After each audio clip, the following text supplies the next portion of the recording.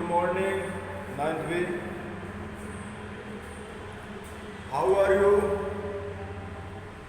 I hope कि आप सभी बहुत अच्छे होंगे। सॉरी, कल के वीडियो में थोड़ा सा क्वालिटी ख़राब हो गई थी, इस वजह से आप लोगों को कुछ चीज़ें समझ में नहीं आई। चलिए हम थोड़ा सा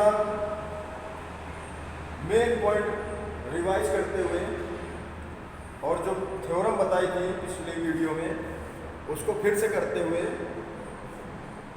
आगे के क्वेश्चंस हम लोग डिस्कस करेंगे। ठीक है, परेशान मत होइएगा। जो कल के वीडियो में हमने चीज़ें बताई थी वो फिर से रिवाइज करते हैं थोड़ा सा शॉर्ट में। देखिए, मान लीजिए हमारे पास कोई रेखाखंड है। रेखाखंड ए बी, रेखा क्या होती है? जिसके एंड ना हो। और रेखाखंड मतलब दो इसके सिरे हैं, एक सिरा ए और एक सिरा बी, दो सिरे हैं। तो एक ये रेखाखंड है कोई ए बी। कौन सा रेखाखंड है? A B.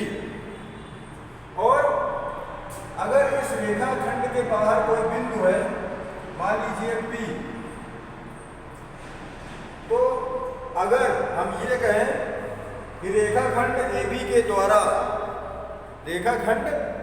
द्वारा बिंदु P पर कोई कोण अंतरित किया गया है या बनाया गया है, तो रेखाखंड AB के द्वारा कैसे कोण बनेगा बिंदु P पर?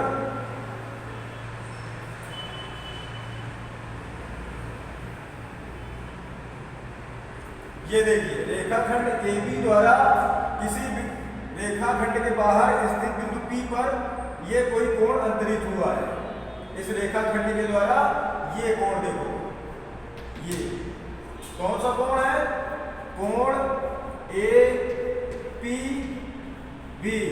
या BPA। जो कोण है उसको बीच में रखेंगे, तो रेखाखंड AB द्वारा बिंदु P पर अंतरित कोण कौन सा है? कोण APB। कोण APB या बोल सकते हैं कोण BPA। ठीक,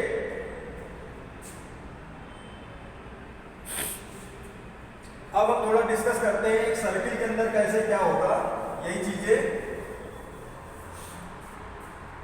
मान लीजिए एक कोई वृत्त है,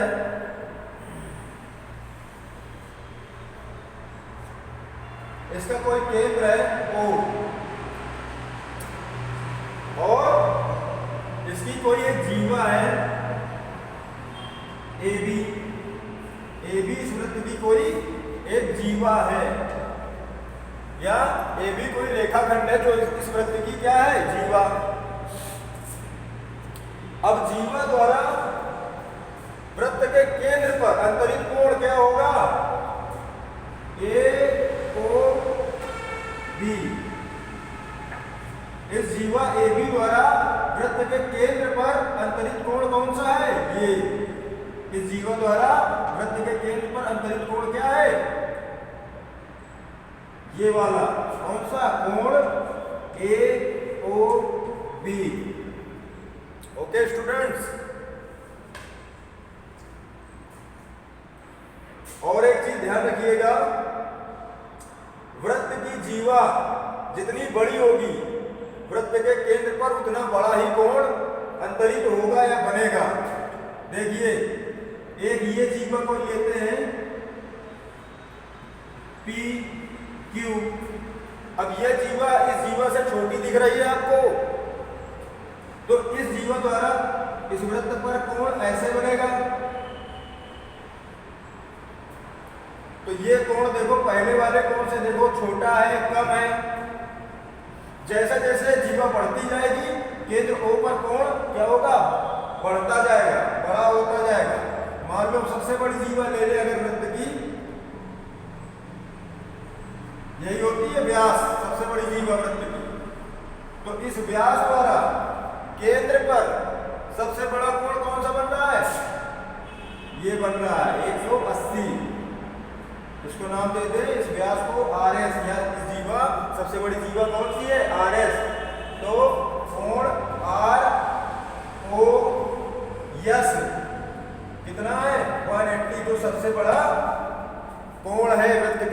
पर। तो वृत्त के व्यास द्वारा वृत्त के केंद्र पर सबसे बड़ा कोण बनाया जाएगा। देखिए हम इससे एक बड़ी जीवा ले लें तो ये देखो कोण इससे और बड़ा हो गया इस वाले से, पहले वाले से। और जब यहाँ बिल्कुल सबसे बड़ी जीवा ले ली तो सबसे बड़ा कोण हो गया।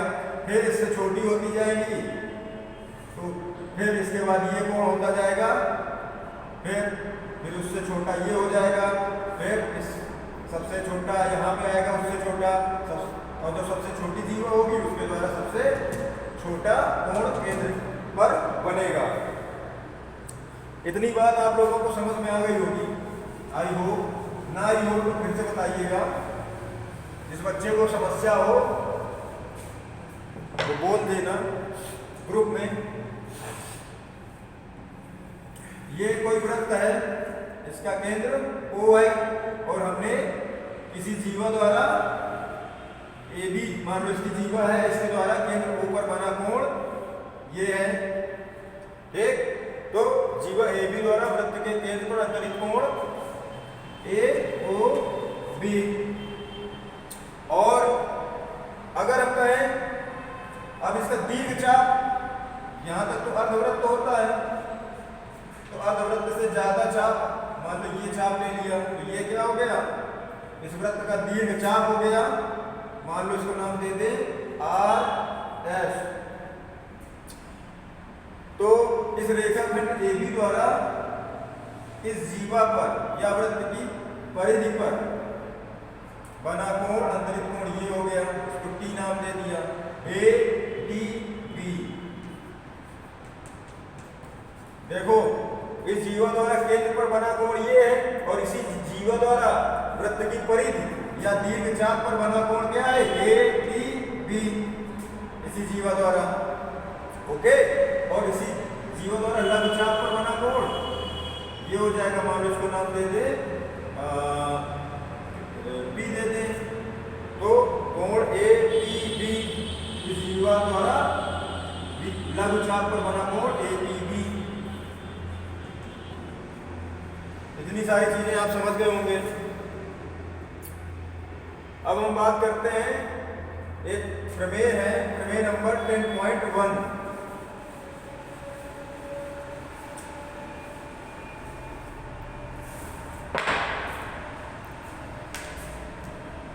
प्रमेय एक्सरसाइज के पहले प्रमेय नंबर 10.1, इसका स्टेटमेंट क्या था कि वृत्त की जीवाएं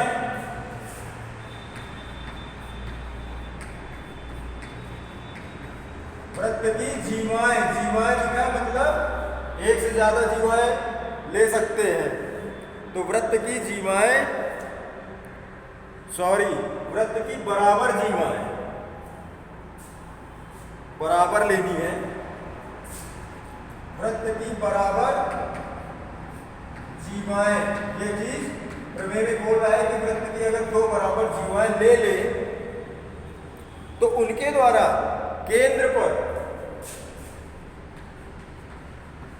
यही दोनों जीवाएं जो लेंगे बराबर, तो केंद्र पर क्या करेंगी, दो जीवाएं ले सकते हैं, तीन ले सकते हैं, कई एक से ज्यादा जीवाएं ले सकते हैं, सारी बराबर जीवाएं। लेकिन हम इसको जब करेंगे, इस प्रमेय की उत्पत्ति करेंगे तो दो जीवाएं बराबर लेकर के करेंगे, लेकिन वो सही सारी जीवाओं के लिए होगा जो सारी बराबर जीवाएं होंगी। केंद्र पर बराबर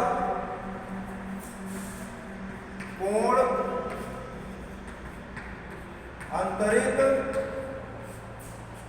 करती है, ओके। तो क्या बोलना प्रमेय में, वृत्त की बराबर जीवाएं केंद्र पर बराबर कोण अंतरित करती है। तो इसका अगर फिगर ड्रॉ करें, उत्पत्ति, इसका डायग्राम क्या बनेगा, एक कोई वृत्त ले ले और इसका एक कोई केंद्र है O, और वृत्त की बराबर जीवाएं, तो एक से ज्यादा मतलब चलिए हम दो ले लेते हैं जीवाएं बराबर, एक जीवा ले ली ये, इसको नाम दिया जीवा का ए बी, और एक दूसरी जीवा ले ली सी डी। ए बी और सी डी बराबर जीवा है, ये क्वेश्चन में दिया है। क्या दिया है? दिया है ए बी बराबर सी डी। अब हमको दिखाना क्या है, सिद्ध क्या करना है?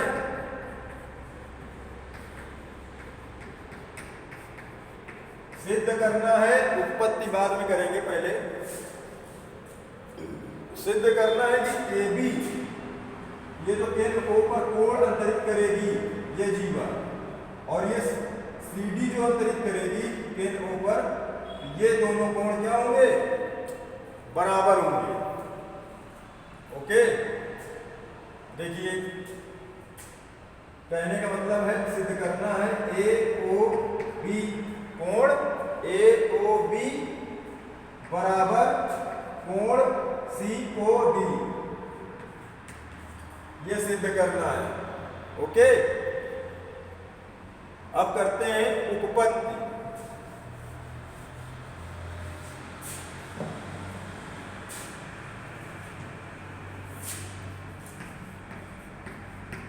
उपपत्ति में क्या करते हैं, ये कैसे सिद्ध करते हैं कि ये कोण इस कोण के बराबर है? अगर हम क्या करते हैं, ये देखो आपको त्रिभुज दिख रहा होगा, त्रिभुज ए ओ बी और त्रिभुज सी ओ डी। त्रिभुज ए ओ बी व त्रिभुज सी ओ डी में क्या करें, क्या क्या चीज है? इन दोनों त्रिभुजों को कांग्रुएंट सर्वांगसम कैसे दिखाते हैं? देखिए ए बी बराबर ये वाला जो जीवा है ए बी बराबर सी डी, कहां से? ये दिया है प्रमेय में, है ना, स्टेटमेंट में दिया है कि वृत्त की बराबर जीवा है, तो बराबर जीवा है दिया ही हुआ है। और क्या है? और देखिए ओ ए किसके बराबर हो जाएगी? ओ सी के। देखिए केंद्र से परिधि तक ये मिल रही है ये रेखाखंड, ये क्या वृत्त का क्या हो गया? त्रिज्या वृत्त की। और ये भी देखो वृत्त की त्रिज्या है, वृत्त की त्रिज्या तो बराबर होती है ना, तो ओ ए बराबर हो जाएगा ओ सी। निकलेंगे वृत्त की त्रिज्याएं हैं। ओके, और ये ओ बी किसके बराबर हो जाएगा? ओ डी के, ये भी त्रिज्या है, ओ बी बराबर ओ डी, यहां भी लिख लेंगे वृत्त की त्रिज्याएं। ओके, अब इसमें कौन सा रूल लग जाएगा आपका?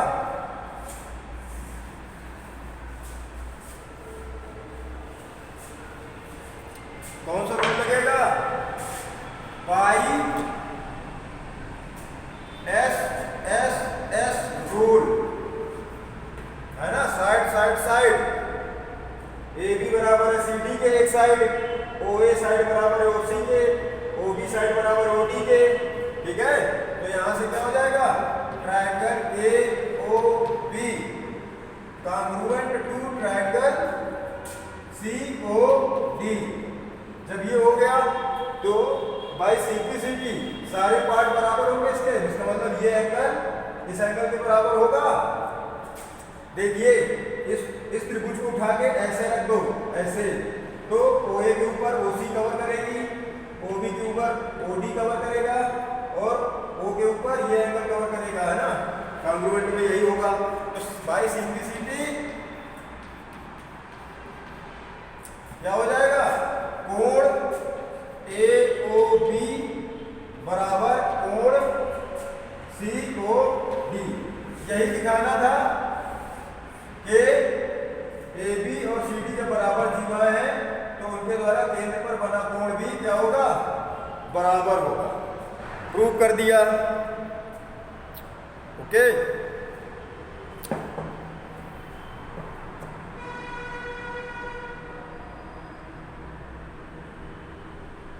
अब इसका एक कन्वर्स है, मतलब उल्टा थ्योरम है 10.2। उसमें क्या बोल रहा है? स्टेटमेंट थोड़ा सा उल्टा कर दिया इसी चीज को। 10.2 में क्या बोल रहा है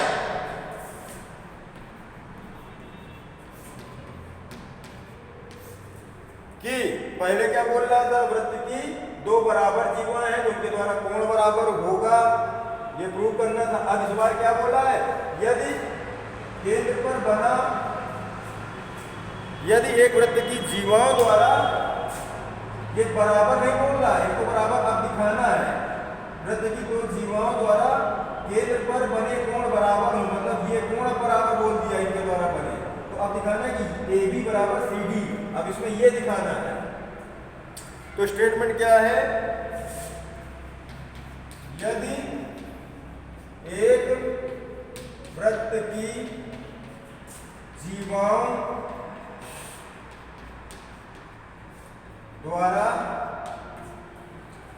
द्वारा केंद्र पर अंतरित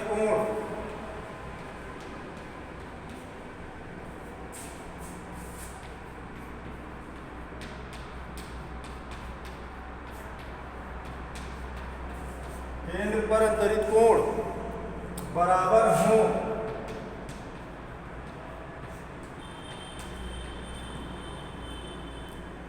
तो वे जीवाएं बराबर होती हैं।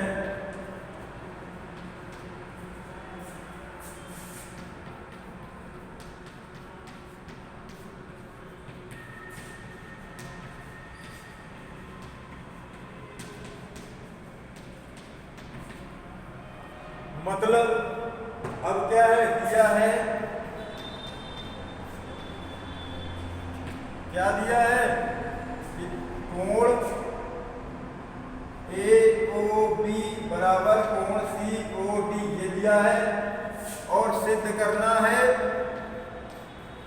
ये आप लोग करिएगा, अपनी कॉपी में चेक कराइए, नहीं नंबर कट जाएंगे एक एक सबके,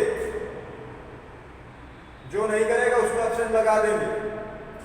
सिद्ध करना है, इस बार क्या सिद्ध करना है, AB बराबर CD, पिछली बार क्या था, ये दिया था, ये सिद्ध करना था, ठीक है, लेकिन इस बार क्या है, उल्टा किया गया उस थ्योरम का कि ये चीज बराबर दी गई है और ये सिद्ध करना है। तो कैसे करेंगे, उत्पत्ति कैसे करेंगे, देखिए ये चीज बराबर तो नहीं दी है, तो इस बार क्या करेंगे, ये चीज तो बराबर रहेगी ना, OA बराबर OC, क्या है, वृत्त की त्रिज्याएं है ना, और इसी प्रकार से OB बराबर OD है ना।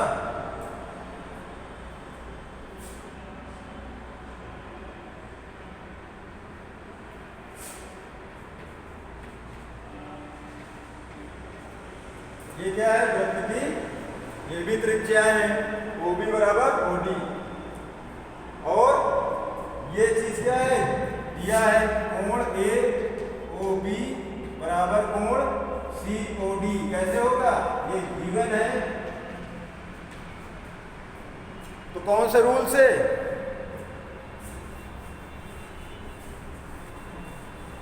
कौन सा रूल लग जाएगा, बाई यस रूल, ठीक है, साइड एंगल साइड, देखो ये साइड इसके बराबर, ये साइड इसके बराबर, और उनके बीच बना एंगल ये बराबर, तो SAS रूल से triangle AOB congruent to triangle COD सर्वांगसम हो गए।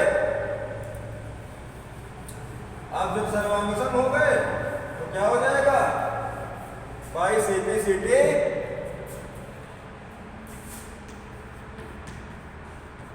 क्या हो जाएगा, AB बराबर CD, प्रूफ हो गया। एक